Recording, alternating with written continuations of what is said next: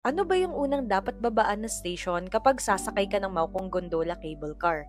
Mauuna ba dapat yung Taipei Zoo Station or yung Maokong Station? Hi guys! This is Ila and nagsishare ako ng experience ng mga gala namin. Madalas na ginagawa ng mga tourists ay unahin ang Taipei Zoo Station, paakyat sa Maokong Station.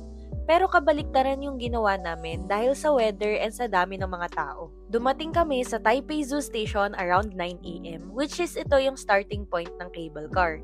Instead na unahin yung zoo, nag-ride muna kami papuntang Maokong Station and halos 30 minutes din yung ride. Take note guys, maganda na agahan nyo rito para wala pa masyadong tao. Pagdating sa Maokong Station, nag-picture taking muna kami and kumain.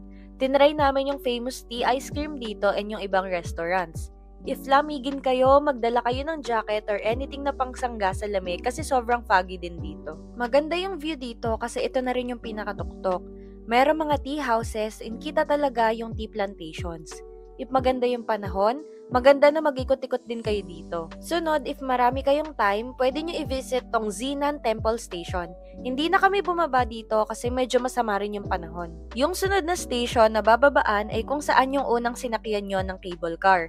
Tandaan nyo, wag muna kayong bababa sa Taipei Zoo South Station kasi dulong part na yan ng zoo. Baba kayo sa Taipei Zoo Station and lakad kayo pabalik kasi andun malapit sa MRT station yung entrance ng Taipei Zoo.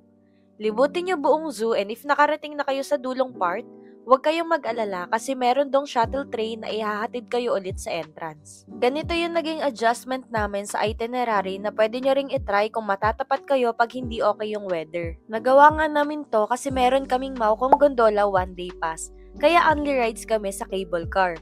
Pwede mo to i-purchase sa Klook and use my code ILAKLOOK para makalis ka ng 5%. Save mo na tong video para may guide kayo. If meron kang questions, drop mo lang sa comment section. Follow me for more travel tips. Enjoy Taiwan! Safe travels everyone!